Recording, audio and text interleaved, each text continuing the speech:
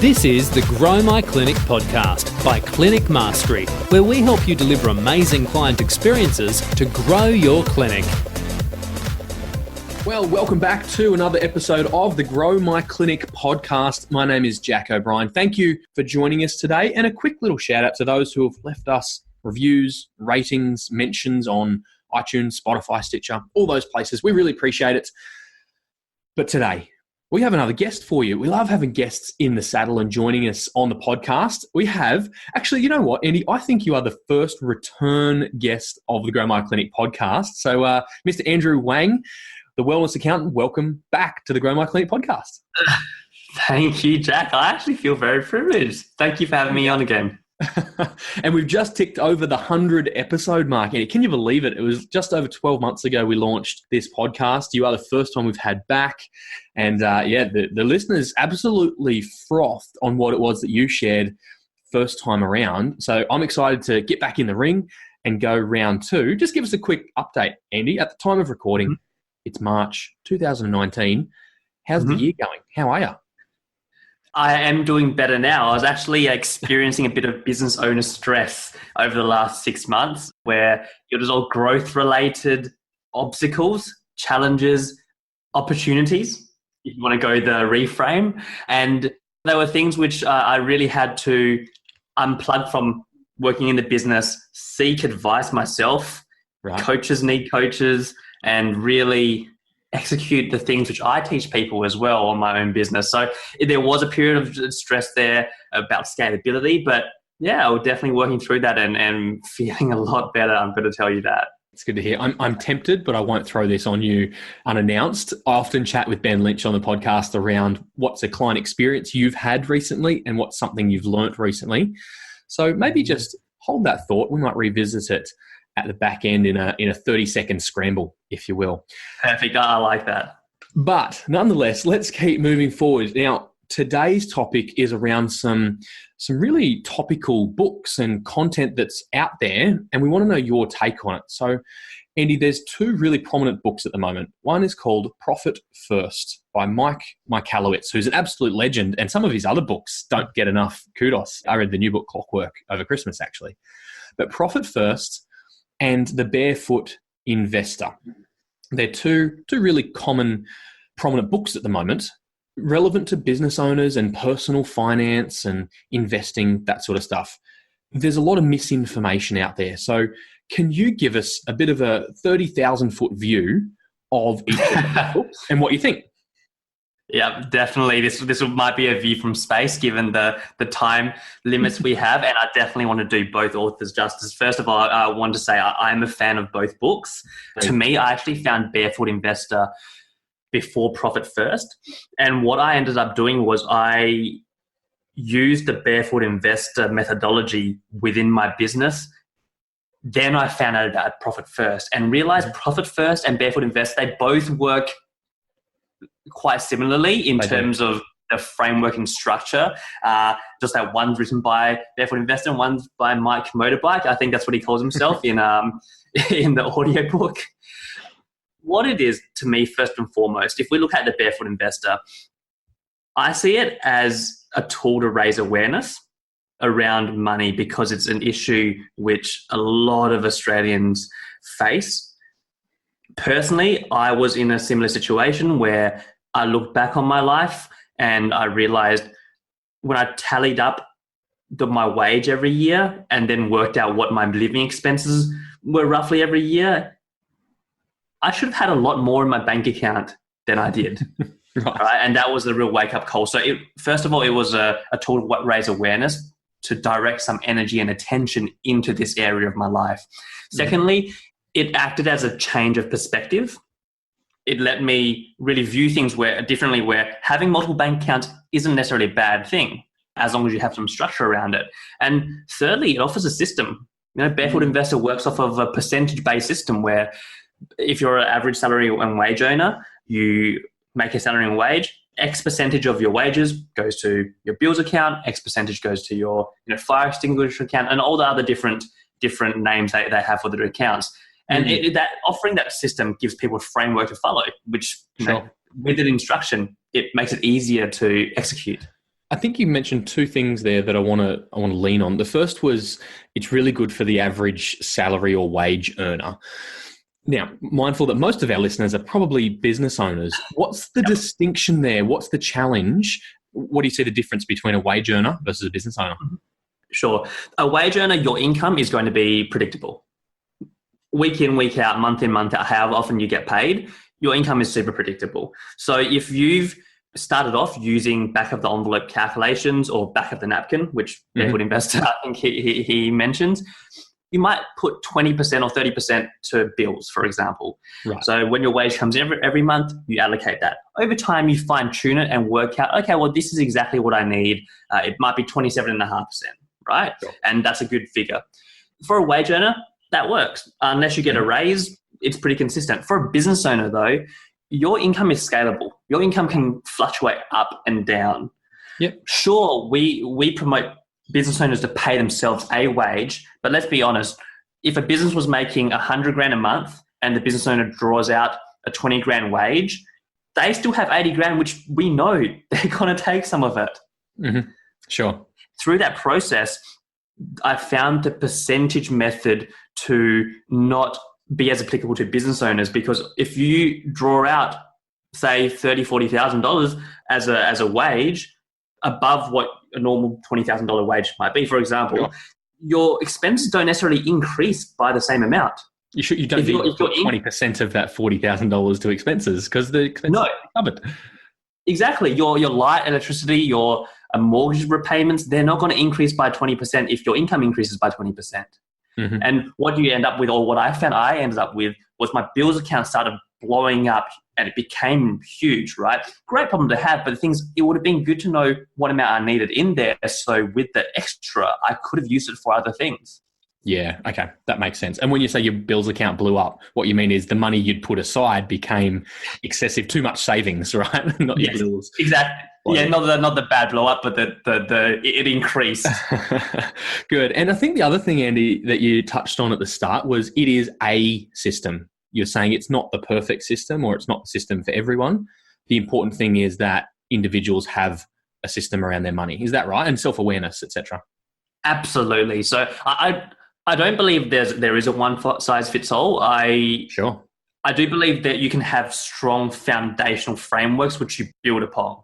Let's use a car, for example. If there's so many different cars out there and everyone goes out to buy a different car, so there is no one size fits all for a car. But the framework which, let's just say, our current generation car is built off of is the same. You have 4 wheels, you have the chassis, you have the drivetrain and all that sort of stuff. But then everything on top is a bit customized. And that's how I see these systems as well, where they offer a framework because they will raise awareness. There's a system, there's a structure in place. Mm-hmm. It's just about tweaking it for each individual person. The voice that rings in my ears is Shane Davis from the Clinic Mastery team of run it through your own filter and apply it to your situation. You don't need to carbon copy or cookie cutter the exact Barefoot or Profit First or insert system. Don't need to cookie cutter it. Apply it to your situation with the right team and guidance of advisors and accountants around you. Okay, so that's the Barefoot Investor in a nutshell, back of a napkin, allocating percentages to certain bank accounts and funds. Talk to us about Profit First. What is Profit First? Like I mentioned earlier, to me, they are pretty similar. So the things it offers are the same. It's raising awareness, but for Profit First, the change in perspective is a huge one. And Mike Michalowicz actually touches upon it in the book quite a fair bit, where he admits this is a human psychology play. Right. It's not just a system, it's actually a human psychology play. First of all, the first perspective he changes is you ask your accountant, you ask business owners who are across their financials, and even just, people who have been in business for a bit. There's this old view where income minus expenses equals profit, right? So people always look at the bottom and look at the profit and ask, well, what is my profit after I've taken away my expenses?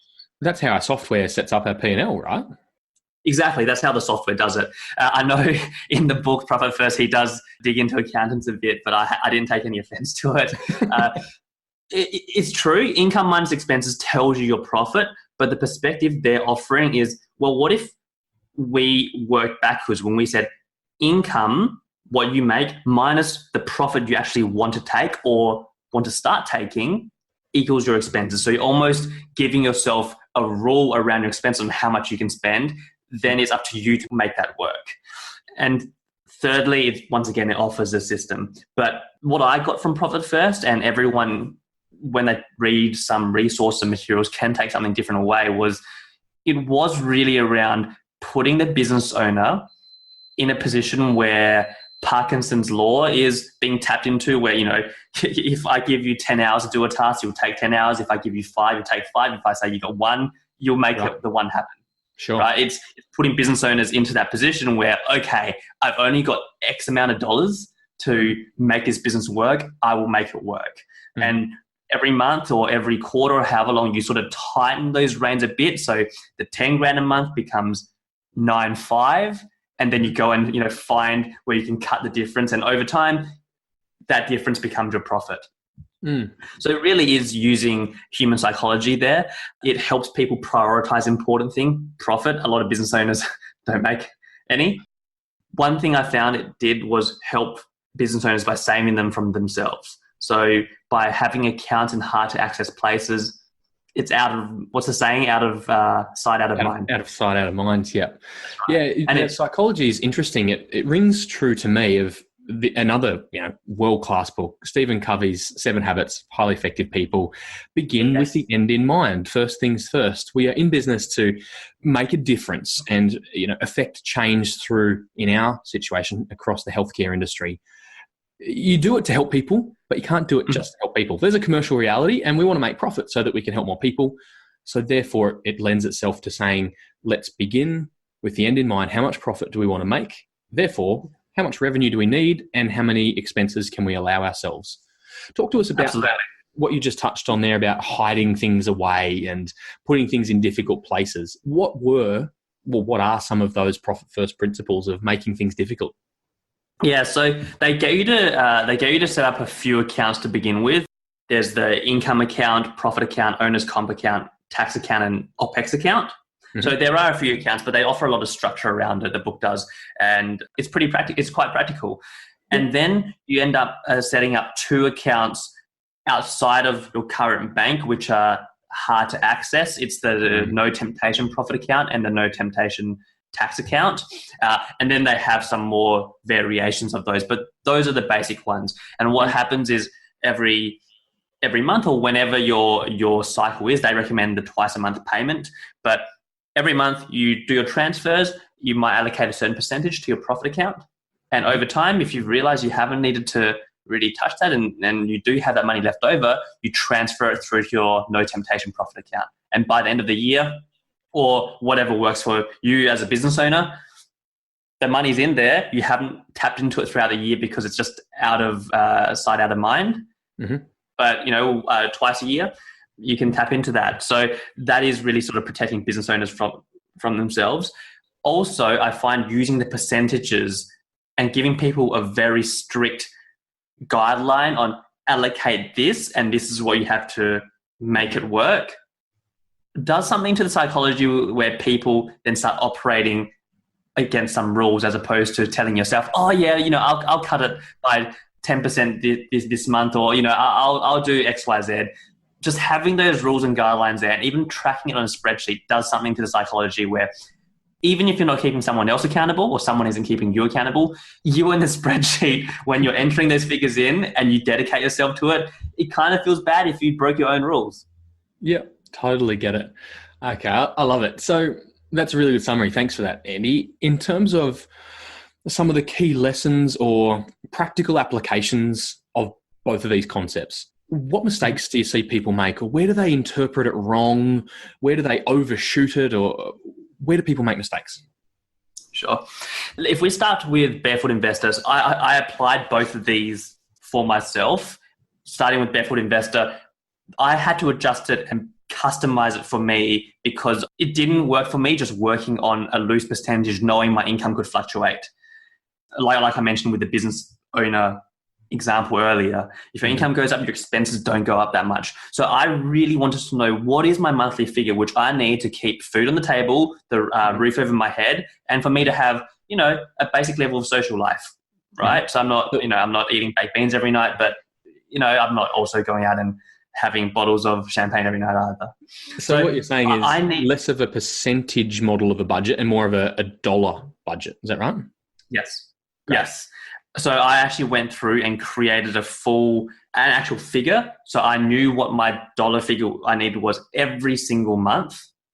Once I did that, I just applied the rest of the structure. So I did set up my accounts. I named them a bit differently. I set up a few more here and a few less there. But overall, the structure is the same, where every month I get paid out.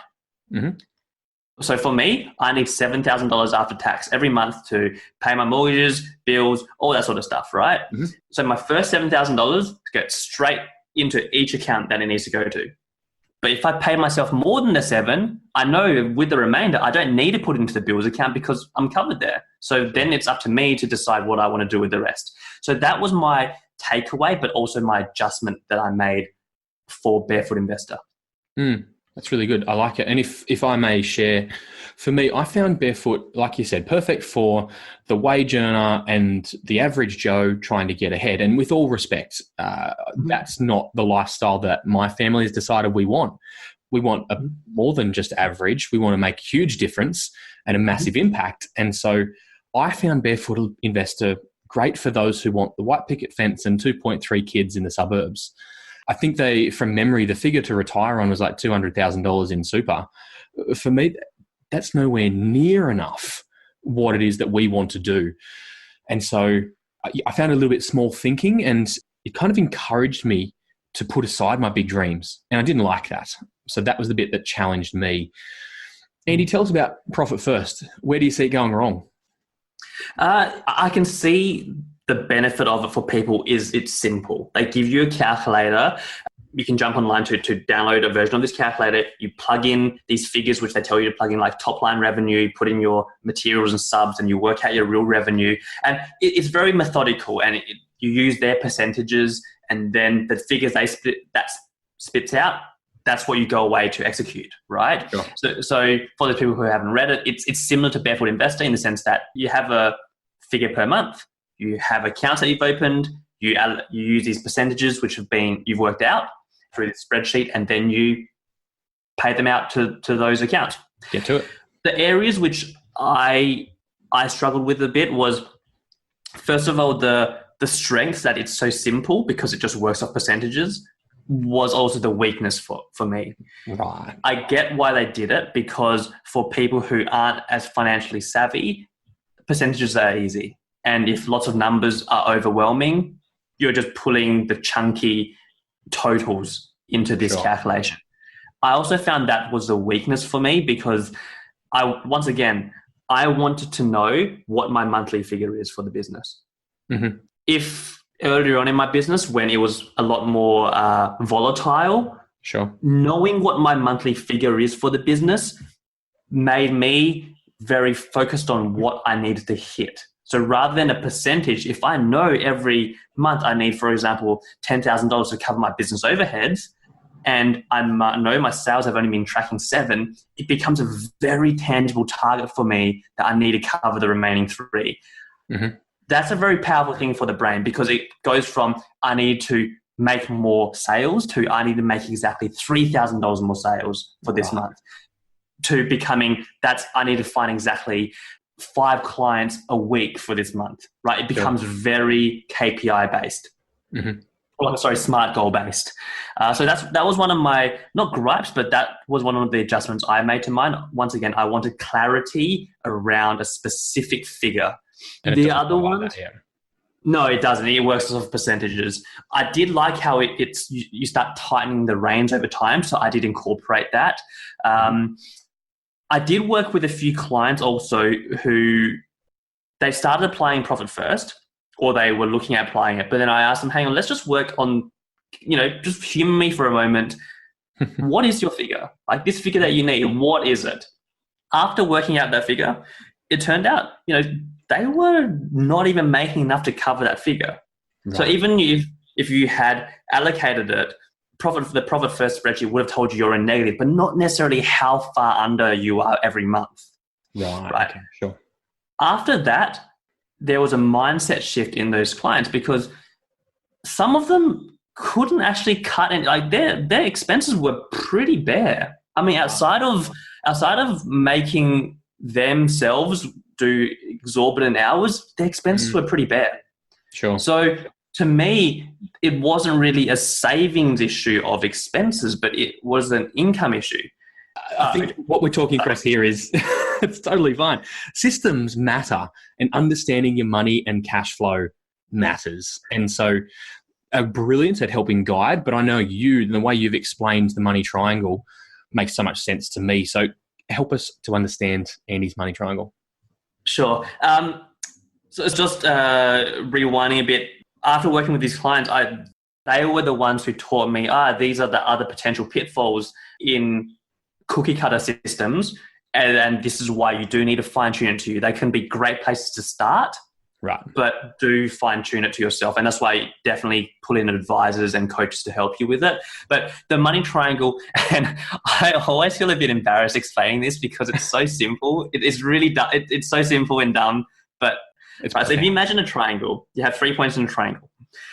On the bottom left-hand corner, you've got money in. On the bottom right-hand corner, you have money out. And on the top middle corner, you have money hold. Mm-hmm. To me, an issue in any of these points will mean an issue for your business cash or cash flow. This applies to both business and personal. Okay. Each of those points represent your relationship with money in each one of those points, in, out, and holding it. Why I break things up into the money triangle is because I want to know where the cash flow problem lies. Okay. Because each one of those areas might be a different solution. For example, if money out is an issue in terms of you're just spending too much and you're spending frivolously, and if you're in a business, you're spending on items which have a low return on investment. Okay. Then yes, by all means, go through, review your expenses, cut expenses, right? Okay. But if your business is only spending money where it should and where it needs, mm-hmm. and the money it's also spending has been yielding returns for you, not necessarily just cash returns, but for your clinic or whatever, for example, the coaching, the like advertising, for example, if you can track that you're getting good returns from it, you don't necessarily want to go and cut that. Necessarily, sure. It might be because you've got a money in problem where you're just not bringing in enough. I used an example before we went live where imagine you have a clinic, it's a small clinic, and you have one other practitioner along with you. Okay. That practitioner doesn't have their books filled. They're not super busy. If you just went and started cutting expenses because you realize, I'm sort of bleeding out every month a bit. Part of that, you might decide, I'm going to cut this practitioner because I can't afford them. But if you go back to why you hired the practitioner in the first place, because you wanted to build yourself out of the business and have one or two practitioners there running when you can go and work on the business and expand. Sure. If you cut that practitioner, you become the only person and you're forced to be stuck in the business again. So in that case, your issue isn't an expense issue. It's an income issue. That practitioner needs to fill up their books. Sure. Right? And finally, the money, I found that's more of a emotional thing for people, where I've worked with people who make enough, they don't spend all of it, but they just wanted some clarity and structure around, okay, I know I've definitely got enough for tax for the year and it's sitting in that account. I know I've definitely got enough for bills every month and for the year and it's sitting in that account. So it's really structure around it so people can have peace of mind. Okay. And what are some practical tips on that? And I'm assuming accounts receivable fall into that money hold quadrant or corner as well. How can people create some certainty and systems and structure around money hold?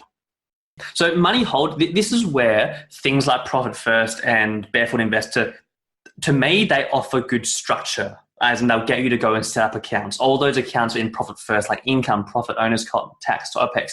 They're great accounts to have, right? Mm-hmm. So it is really compartmentalizing the different accounts and making sure, hey, business owners protect themselves from themselves. Mm-hmm. And I'm guilty of this too. You know, sometimes I'll be like, oh yeah, my expenses account is looking juicy. I probably could afford just, taking out a bit of it But no, I budgeted that for a reason. Mm-hmm. Do you know what I mean? So that's where you have the structure around it.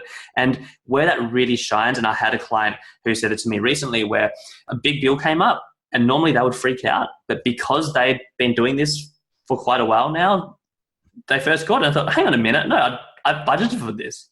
Sure. It's sitting there. I'd pay it straight away. It's a peace of mind thing, the money hold side. Whereas the other two are tangible actions you can take. And by separating them, you can sort of prevent yourself from trying to solve an income issue by cutting expenses. There's two sayings I love and they sort of contradict each other.